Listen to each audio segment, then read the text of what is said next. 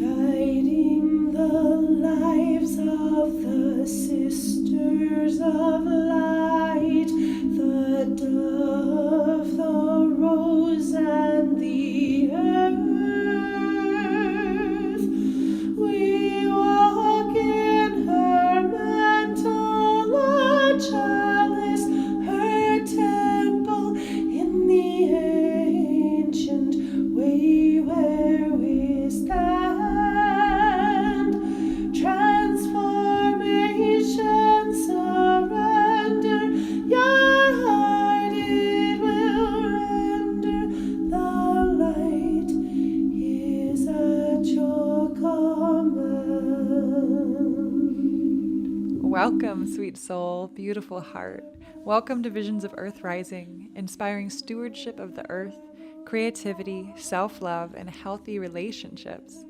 I am Juniper, your hostess, and this episode is 101, Spiritual Sovereignty, Sound Healing, and Sisterhood with Erin Sunniva McHugh. And what a beautiful, inspirational show we have for you today. Erin Sunniva and I go into spiritual sovereignty, the Akashic Records, sound healing and toning, the life and teachings of Mary Magdalene, the rose as a spiritual ally, the Sisterhood Wound, and so much more. Reverend Priestess Erin Sunniva McHugh is an ordained priestess of the goddess Isis in the Fellowship of Mary Magdalene. She is a spiritual life coach and mentor for women on the path of sacred self-discovery. Erin Sunniva is a psychic medium and spiritual alchemist, working with the divine light to bring healing to her clients in her human community. She is here to help you discover your spiritual strength and authority and to own your gifts and talents so that you can be a powerful and divine force of love in this chaotic world. Co-founder of the Temple of the Rose, Erin Sunniva creates healing music, teaches online courses in spiritual alchemy, leads workshops around the world, mentors initiates, and co-facilitates sacred pilgrimages to Ireland, the UK, and France. Erin Sunniva earned a BA in vocal performance and subsequently entered 20 years of studying the mysteries of nature and the subconscious. She has the ability to commune with the astral plane and be a sonic vessel for healing. This is a gift that she uses in her spiritual life coaching sessions, Akashic record and past life regression sessions, and even more so as a guide and teacher to awaken similar abilities in others. It is Erin Sunniva's greatest desire to be of service to love and the divine plan on earth. It is truly an honor to have Erin Sunniva on the show today. Sweet listener, may these teachings touch your heart and your soul. Thank you for being here. The intro track was Erin Sunniva singing. I'll post a link to the full track and any other links that come up throughout the show in the show notes. And now, without further ado, I give you episode 101. Welcome to Visions of Earth Rising. This is Juniper, your host, and today I'm here with Erin Sunniva McHugh. Erin, beautiful alchemical goddess. That's what I say, but Erin, how she would describe herself, is a spiritual alchemist supporting women in their sacred awakening. So welcome, Erin. We're so glad to have you on the show, Miss Erin Sunniva. Welcome. Thank you so much. Thank you. Thank you for the invitation, Juniper.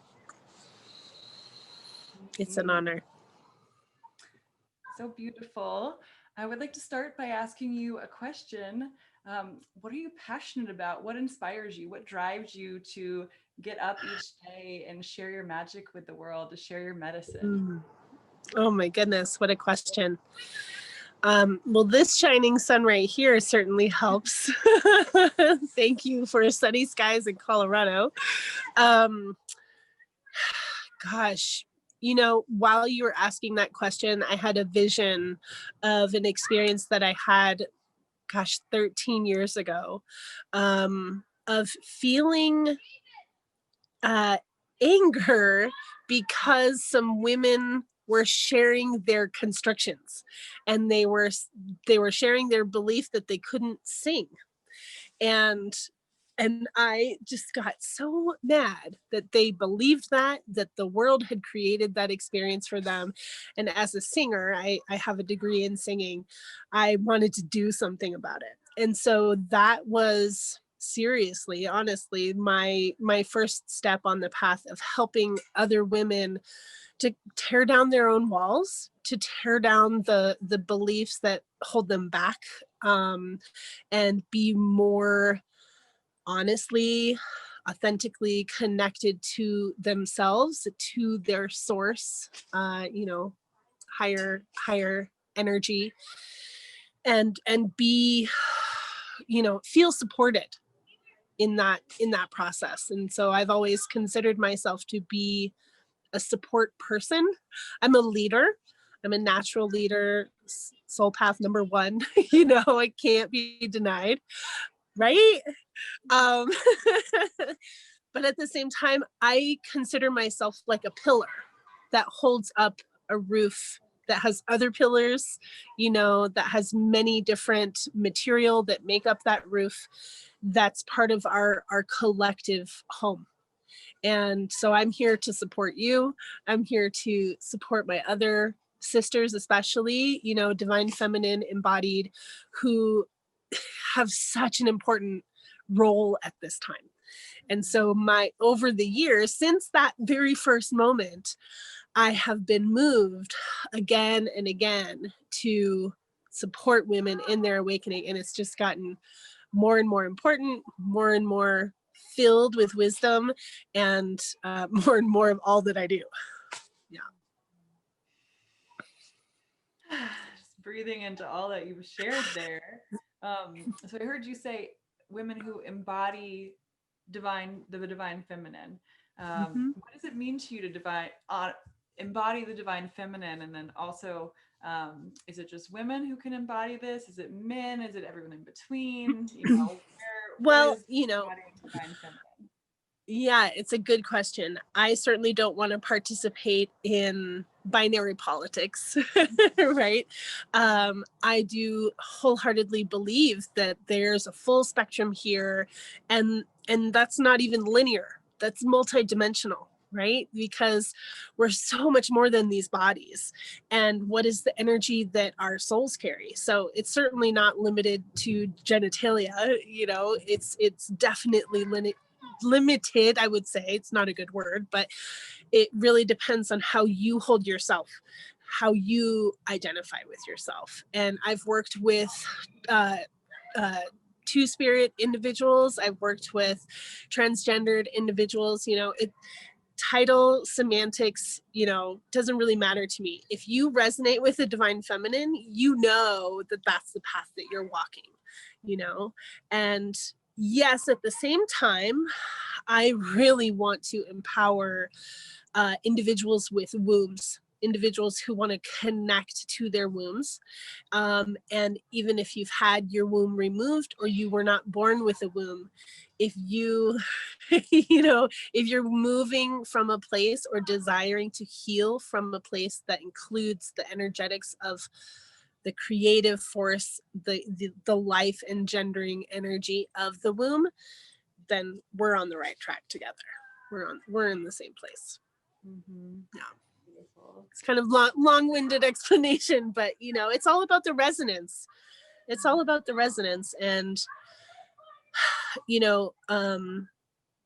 there's so much more to it than body. Divine feminine is not just feminine. It's a whole encompassing energy that includes masculinity as well as neither of them. There's also the energy of nothingness within the divine feminine, within the divine masculine, So I try to not be too edgy with it.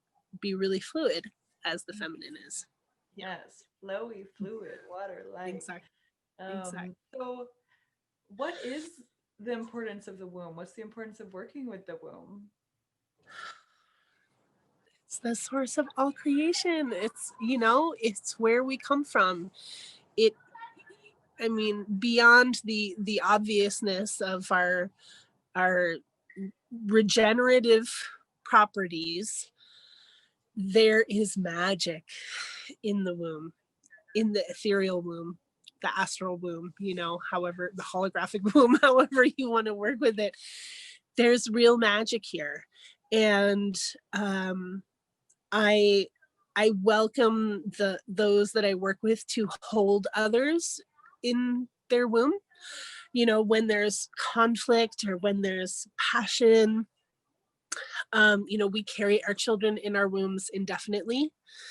We're still, you know, we're always in the womb of Gaia, you know, whether we recognize it or not. And what that means is we always have the ability to renew ourselves. We always have the ability to come home and feel safe.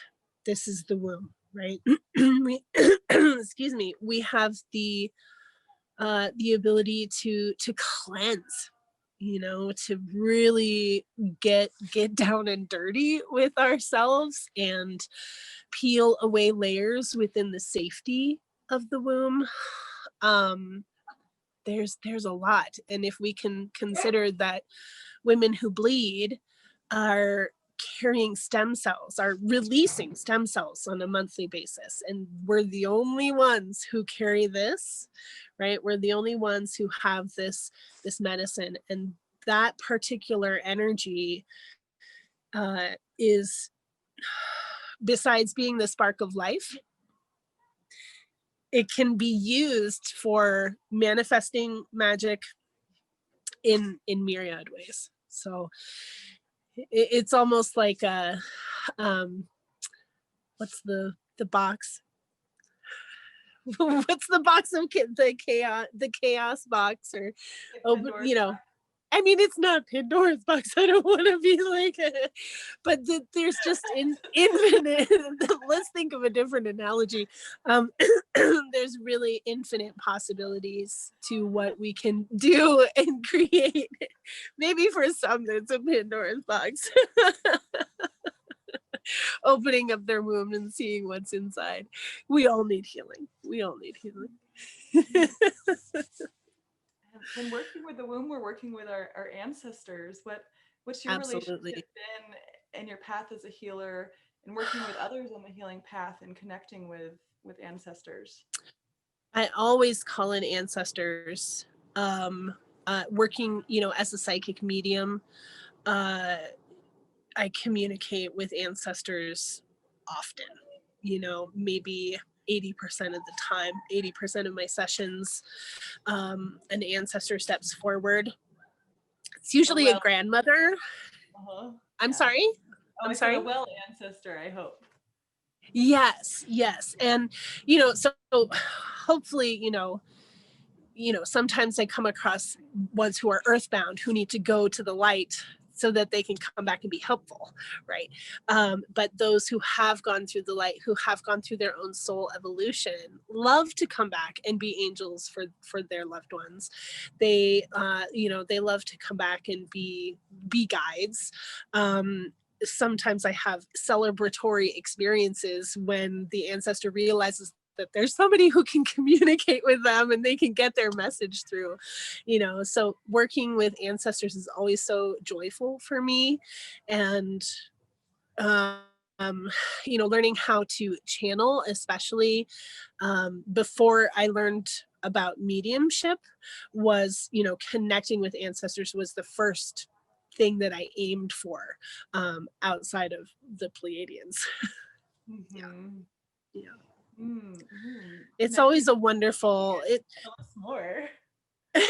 well, you know, it's always so wonderful to make that connection too, because it makes karma easier to be healed when you make that connection, because there's that lifting of the burden that comes when the ancestors step in and they're like, I'm sorry that you're carrying this. This was also an issue with me, you know, with your mother, with my mother.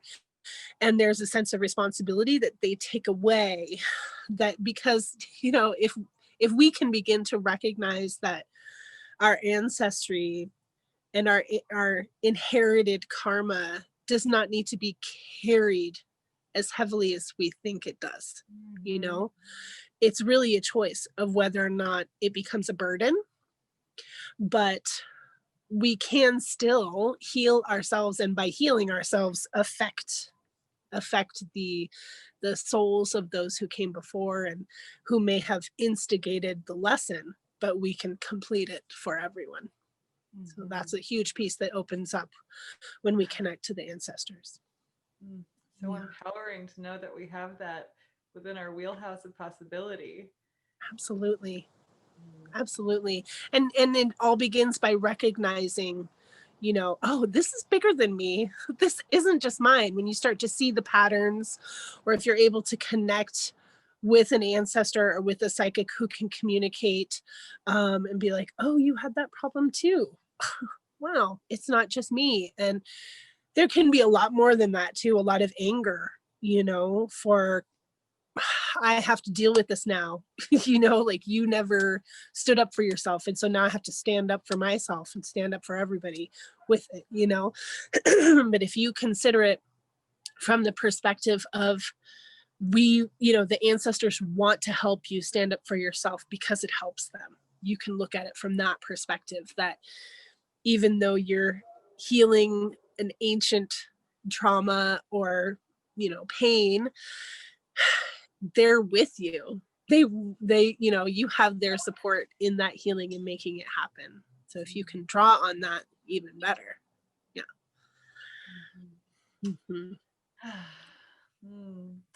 And what about the Akashic records? So I know this is part of your work. First of all, what are they, and what can you access there? Where's the fun? Where's the joy? What is the experience of Oh being... my goodness. The Akashic records are, you know, a certain frequency. They're a frequency unto themselves that is constantly basically recording what's happening in every moment, in every now. And so throughout time, through all realities, through all timelines. And so we can access that by attuning our energy, either through asking or through meditation.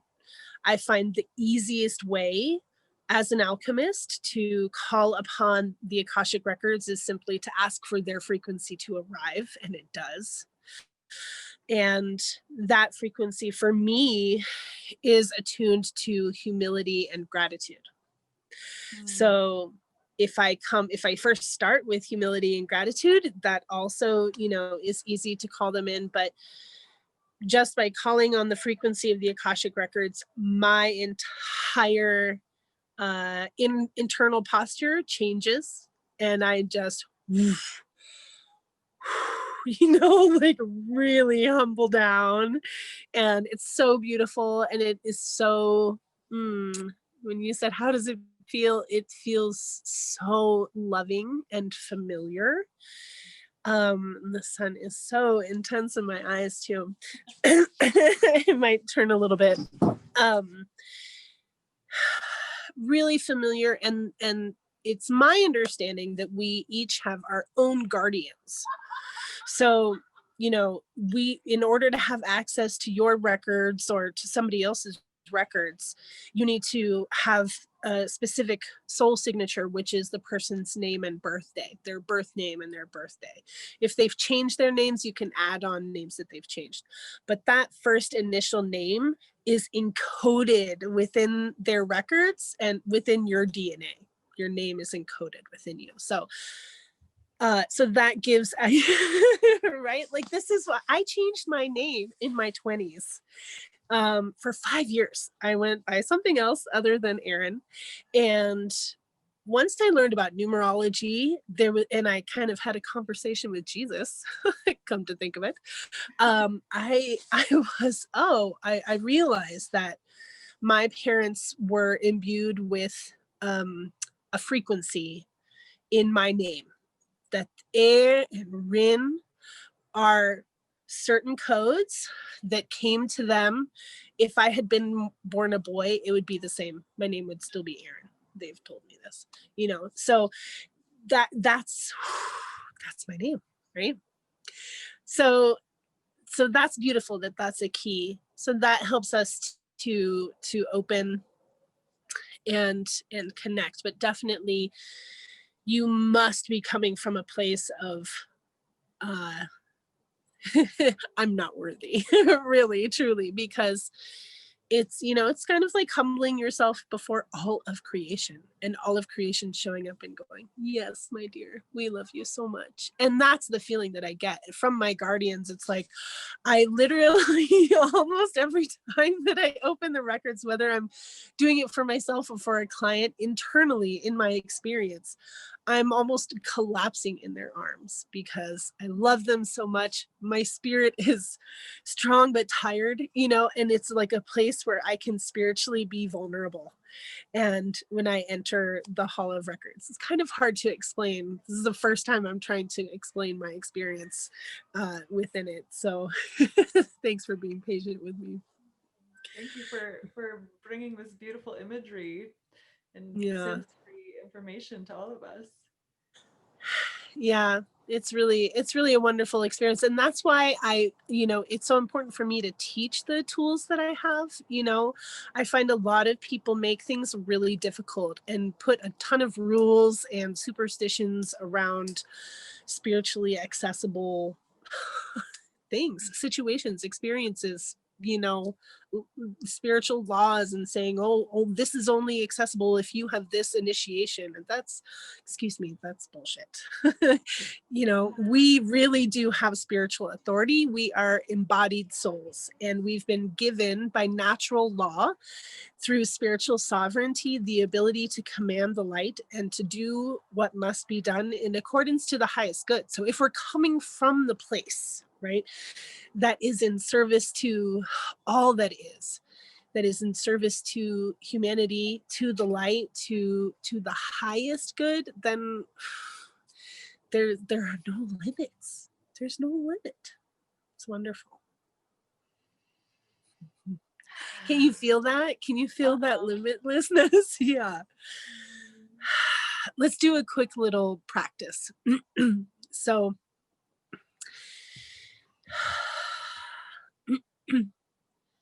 as you breathe into your center and you breathe into your belly, allow the energy of your breath to travel up into your crown and open your crown to the cosmos. And you're still anchored in your belly. But as you open yourself up and allow yourself to fly, maybe hang out with the sun or somewhere in our solar system or somewhere beyond, feel the expansiveness of all of space and say to yourself, I am.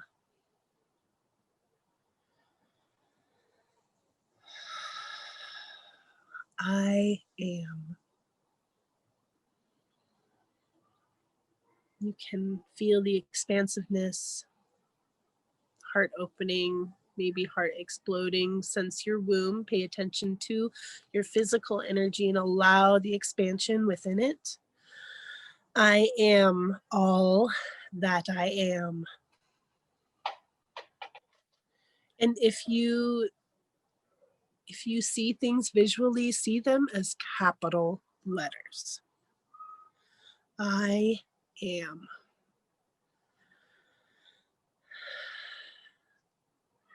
Mm-hmm.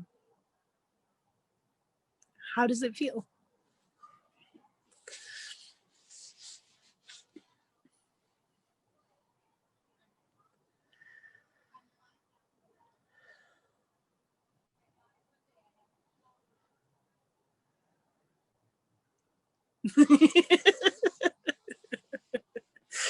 What did you notice? What was your experience, Juniper?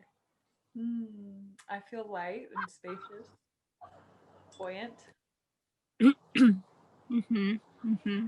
This is one of the very easy meditations or tools that I do for myself and do with my students and clients to help tap into our spiritual sovereignty. So sovereignty is ultimate. I can say nothing more than that. Sovereignty is ultimate, and spiritual sovereignty is necessary to accept and acknowledge and hold within your being in order to activate your spiritual authority. And our spiritual authority is the application of our free will onto our experience. Our I am presence, right, is your sovereignty. And then you're like, oh, and I have free will on top of it. Here's a decree, I command. And you make it happen. You make it so. So that's how I work with archangels, is through that energy of commanding the light and trusting that what I say is done by natural law. Yep. What are some practices our listeners can try to become more sovereign beings? Or if they already feel their sovereignty fully and wholly, to come back to that in moments when they're not feeling it. Obviously, this beautiful practice you just led us through, but any other? Yeah, it's just like 30 seconds of I am meditation. Sure. Something that I do for myself is I tone. So I'm a singer, right? And I naturally use my voice to help myself. And as a sound healer, I would probably say just really in the last like 10 years, I've developed, really understood the depth and the power of my voice as medicine. Definitely probably since my first few weeks with ayahuasca, where I did dieta and dove in and was like, oh, this is the purpose of the voice. It's not for performing and for ego, it's for healing. Come on. That was 14 years ago. So pretty much since then, I do remember purging the critic, so I went to school for opera and had all of these really intense, things to go through as a music student. And I remembered not too long ago that when I was in college, I would sit in my car and feel the anxiety in my belly and not go anywhere until it went away from toning. And I didn't realize that that's what I was doing. I wasn't really conscious. I wasn't trying to make anything happen except for that feeling to be satiated. And it only was if I let sound out of my body. It was almost like a buildup of energy that I felt had to just be like, forced out of my body. But now what I realized I was doing was I was creating a healing frequency for myself. And using sound, which when we make sound with our voices, there's actually an organ in the ear that was very recently discovered called the succulus, not succubus, succulus, very close. But the succulus in the ear feels pleasure when activated by vibration. So when you sing, whether you sound good or not, you release endorphins in your body. Not kidding. So it's a great way for us to take care of ourselves, is to tone. Actually, on February 14th, on Valentine's Day, it's World Sound Healing Day. And I just announced this. Everyone. Mark your calendars. 11 a.m. I'm going to have a Be Your Own Sound Healer workshop. It's a 2-hour workshop where you can learn to tone. And I mean, besides the fact that it relieves anxiety, which it totally does, you can help other people. I move inflammation, you can reduce inflammation, you can reduce your stress. These are all things that have been proven by science with sound healing, with either gong therapy or toning, crystal bowls, things like this, but with a sustained note, right, at specific frequencies, you can really bring hydration to the cells, literally. And so where our blood cells go from being flat or being coagulated within our veins because of EMFs, right, which is something real that we deal with every day, 20 minutes of sound healing and the cells separate, they're hydrated, they're happy, so sound healing is healing for real. We can use that word, so I definitely feel that in my toning, when I'm also connecting to that I am presence, I pray when I tone. I download when I tone, like boom, when I take a bath and then I tone in the bath for an hour. Oh my goodness. We're like not on planet Earth, I'm telling you. So yeah, I mean, toning and I am presence are my go-to tools, and thirdly, if you really want to feel your sovereignty, then practice devotion. What does sovereignty mean? What does divinity mean? If you turn your heart, that energy of devotion to the divine, you'll develop that divinity within yourself. And that is sovereign. Beautiful. Oh, thank you for that. I will be there. I'm committing right now to coming and showing up for your toning class, because I love toning and I love my bath time and I love singing in the bath, and this feels like it could just fit so many levels. Oh my gosh. Yeah. So the reverb. I'll give you links at the end of the video and I'll put them down in the show notes. But for now, just a little mental note if that sounds like something that's in resonance for you. Yeah, that's so cool. I love sound, and I love how empowering it is. You don't have to be good. No. By some kind of outside standard. Like, it's not a performance, it's about moving energy. Yeah. Exactly. And when you're toning, what is there to stay like in key with? I mean, there are frequencies that are more beneficial than others, and I talk about that in the workshop. Explain the purpose of different frequencies, especially 432. But it's not like you're trying to stay in key with the song or anything like that. Yeah, it's so easy. Yeah. Very cool. So I'd love to talk about our beautiful friend and mentor, Ascended Master Mary Magdalene. What's your relationship with her? How has she helped you? How can she help other people? How can we honor her? How can there be devotion? All the things, Mary Magdalene. All the things. Oh my goodness. Okay, so wherever the rose wants to come through in that too. I know, right? So let's invoke that rose. Let's also invoke the Sisterhood of the Rose, who really keep the medicine, the heart of Mary Magdalene alive. She is leading thousands and thousands, if not tens of thousands or more women who are in their awakening or who have been waking up for the last 20, 30 years.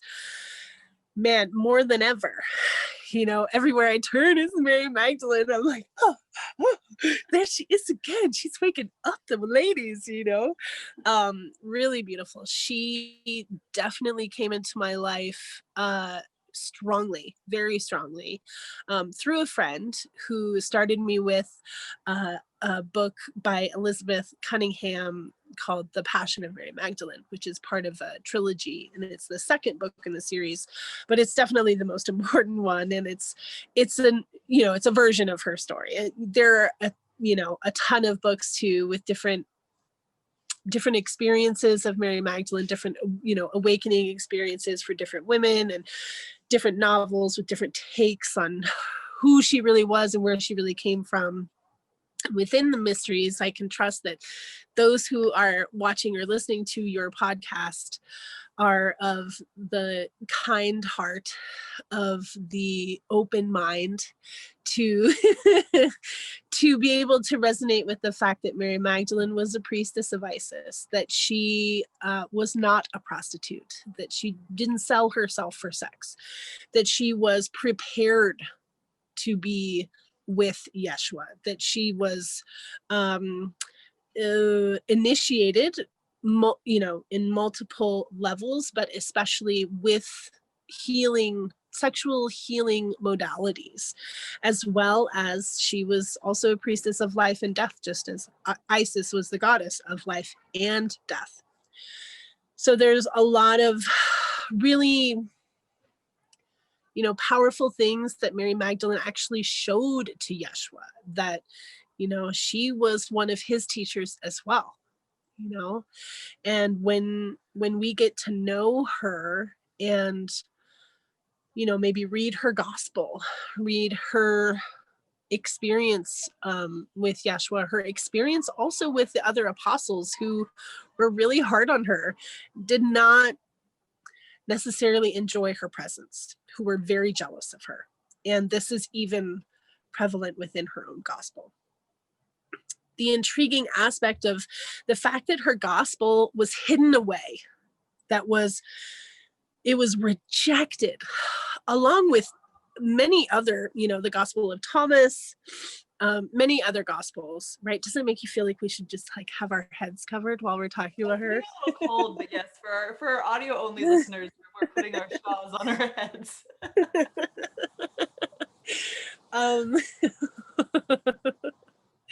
So her gospel was found within the Dead Sea Scrolls, and less than 100 years ago, 80 years ago, amazing, just simply amazing. And there have been I think there have been a handful of I don't know how many copies have been found, but more than one copy has been found. And in each copy, the first 6 pages have been torn out. And there are, my battery is low. I'm gonna have to relocate. Technology, so good. No, it's only just a slight adjustment over because there's a plug just right over there. But I want to focus too. Mary Magdalene. Why don't we do the replug while you're coming back to it, and I will just make some sounds over here. Okay. Sweet healing goddess. Mary Magdalene. Friends, we give thanks to the rose, beautiful spirit. Oh, thank you, plants, for being our allies and friends. Mm-hmm. Rose, so nourishing. Yeah, what's your experience with the rose, Juniper? Oh, the rose. So, yes, connected to this ancient lineage of the divine feminine, the gentleness, the beauty of the bloom, this unconditional love, and also the thorns, boundaries, the teaching of boundaries, of protection. Right? You go too close, you might learn a lesson. There might be a little blood drawn. And then I find Rose will express herself, their self. Maybe Rose isn't always feminine. I definitely get a feminine vibe. Will express herself in different colors. Rose can come into the body and help clear energy. So any ally, any friend that we work with, we always want to be in right relationship with. So if we work with Rose, we also want to honor the rose. So just like if we work with the earth, or if we ask the earth for help in transforming or transmuting energies, we also want to work with the earth and sing to the earth and bring blessings and offerings to the earth. So just always remembering these beautiful tools are here to assist us. And then we also show up and thank them and love them. Yeah.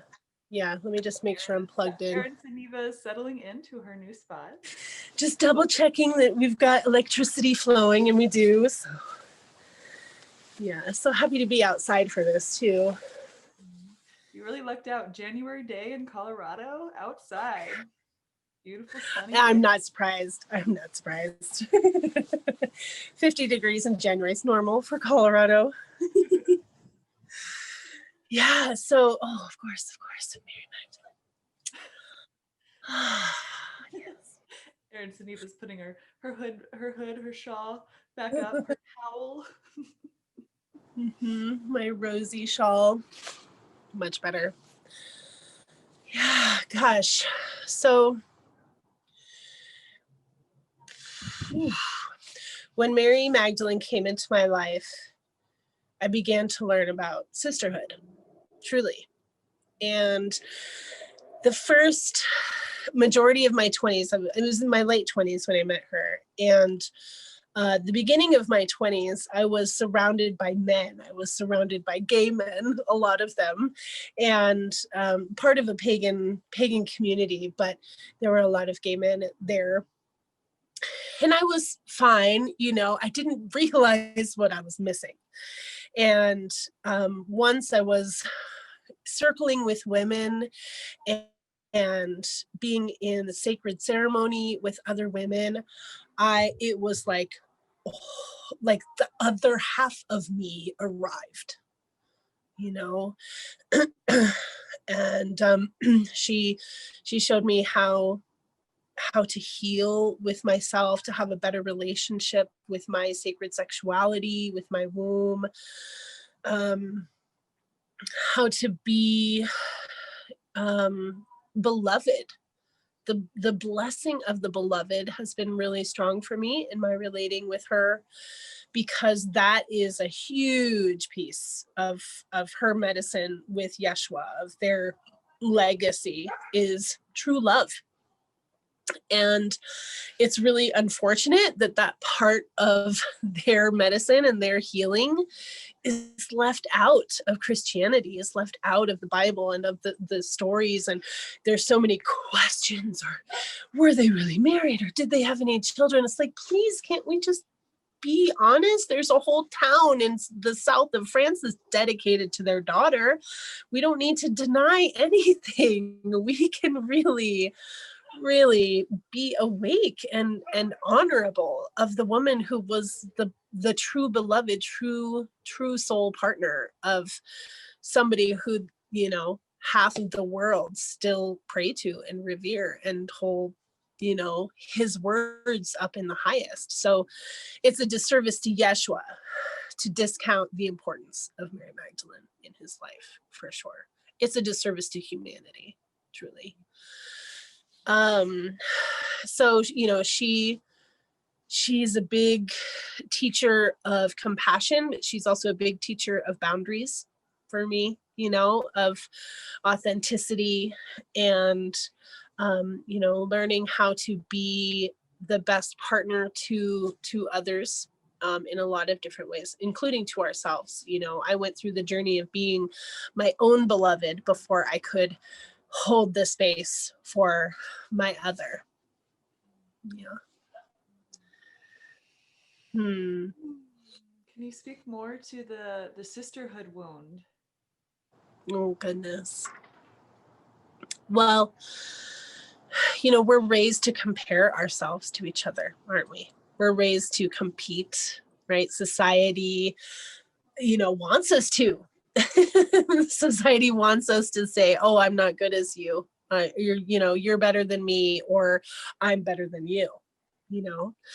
And so that's definitely the sprout, the seed of that wound.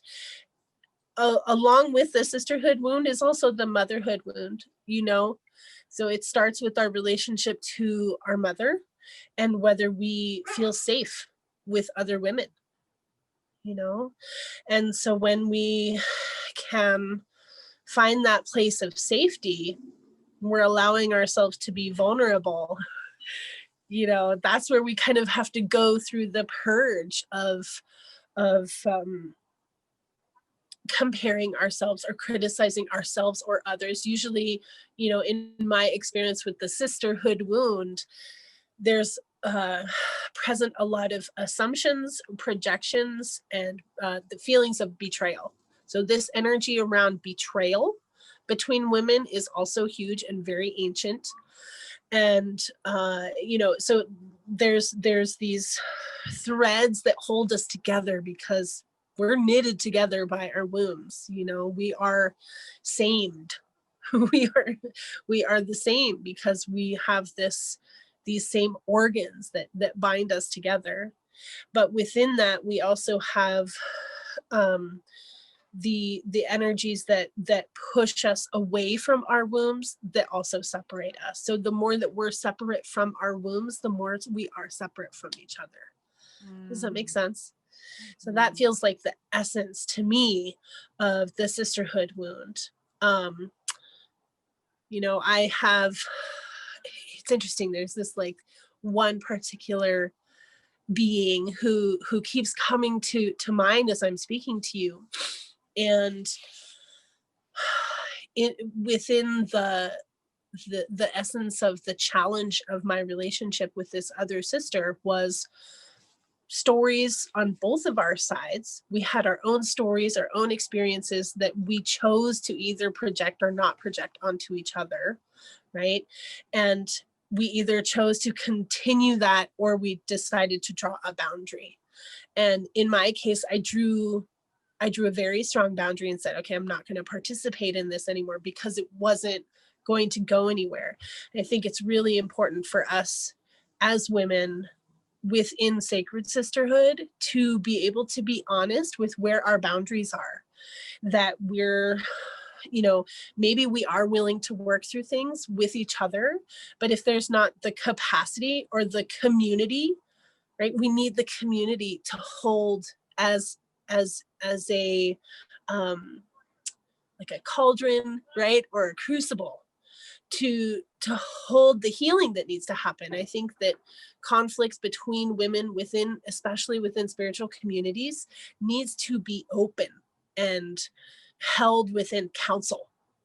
If it comes to a place where you can't come together and it's that conflict is really hard on the community needs to come together from that loving unconditional space that the mother holds, that we all hold the potential of within us, to say, okay, you say something nice to them, then you say something nice to the other person, share your vulnerability, share how you feel, and be honest with each other. Usually in conflict, our conflict is because we're not being transparent or we're not being true to ourselves.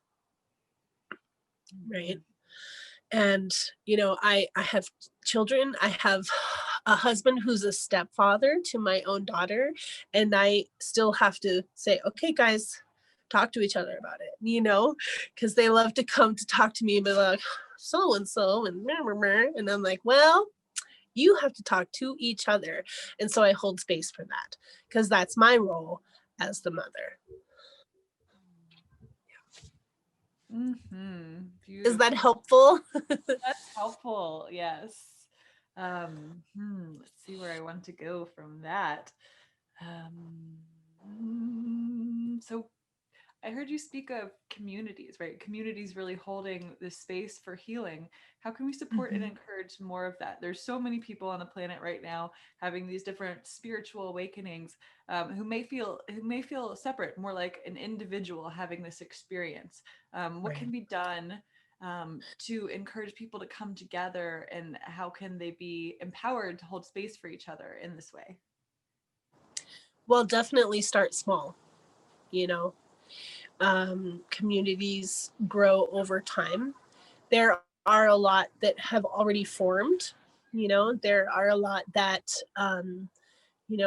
are have worked through a lot of the interpersonal shit that comes up when communities form, right? It's like all of our human baggage comes up and we have to face it. So we have to understand that there are layers of integration that happen with community. I'm not an expert in this, but I do hold sisterhood circles on a weekly basis. And this circle I've been holding for about 1.5 years consistently. There's only been a couple of days where it wasn't being held. And what happens within that space when you have a commitment to always being in that circle, in that connection, in that community on a consistent basis, you're committed to it, then there's a change that happens within you as you learn about communicating within that space, being yourself within that space, taking down your walls within that space, being supportive of others. There's so many ways to grow when you're in circle, and I think that circling is the heart of keeping a community intact, keeping a community healthy. When I started circling, it was in that queer pagan community in my early 20s, and it was called Heart Circle, and I've experienced a lot of different types of circles. I've been trained in a certain type of circle called the spiral method. And holding that space is really potent and powerful. And I've seen so much growth in people, especially in the softening and the willingness to listen. I believe that that's one of our first hurdles in life, especially in a fast-paced, socially mediated, advanced, divisive, left, right, up, down, vax or not world, that we're so in. If you choose to be, not everybody's, present with all of that. Coming into a sacred space that's being held with a certain vibration, with a certain frequency, with a certain intention that's, in integrity that's maintained within it, you are forced to grow, to learn, and to learn how to listen, Mm-hmm. Of course, no, somebody's calling me. Of course, more technology challenges. I love technology that we can talk and reach so many people at this time. So, as someone who shares spiritual teachings on different platforms, social media, how can you have a healthy relationship and stay true to your spiritual center while using social media and being on the computer, being in the online virtual world? Yeah, time limits. I've developed, and I'm pretty good at it, of not being really on or responding to things after 3:00.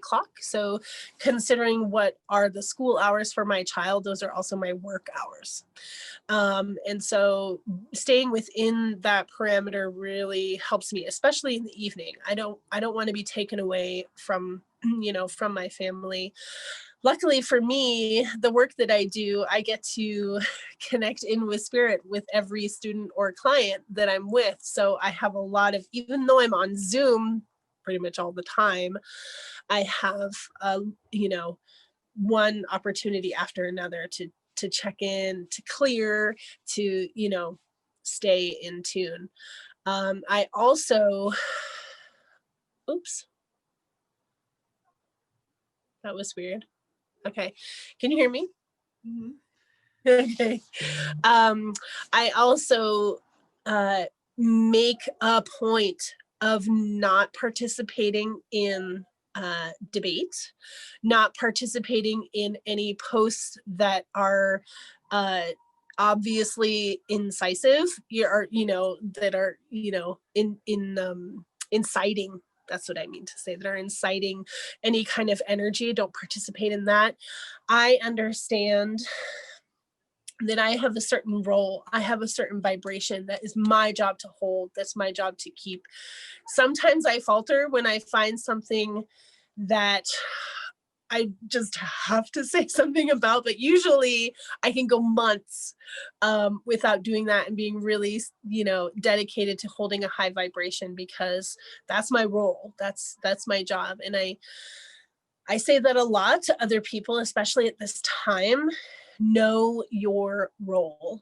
And so if that is, within your niche, within your career, within your business, within your family, within your community, if you are a pillar, if you are a leader, if you are a healer, if you are a teacher, if you are a listener, a space holder, whatever you are, the, artist, medium, you need to know that role and hold it, because we need you now.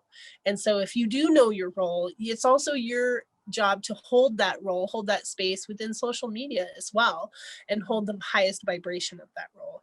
I understand that within myself. And so I try to hold myself as best accountable as I can. And if I falter, my husband says, "Oh, honey, you faltered." And so I said, "Oh, we'll knock that out, maybe delete something." Oh, it's a spiral path, right? Yeah, keep coming back to ourselves and where we need to heal and not get triggered, Yeah. So this show, the tagline as of now is inspiring stewardship of the earth, creativity, self-love, and healthy relationships. So as we're wrapping up, anything else you'd like to share with our listeners, kind of keeping in that theme? self-love really sticks out for me. And I feel that spiritual education is a form of self-love, and learning the tools that help you stay sane, healthy, and vibrant in a world that is doing all that it can, maybe it seems like in society, doing all that it can to dampen your spirit, it's a form of self-care.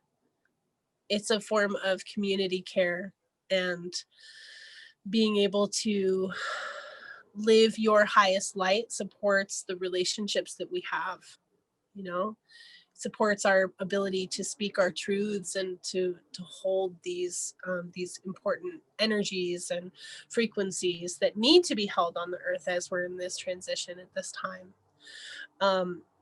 For the past 5 years, I think I'm entering my 6th year, I've been teaching a mentorship program that also kicks off in 2 weeks, that is like a whole container of your best you, that's, my medicine basket that I carry with me, that are all of my tools. And I just go, here, maybe this will help you.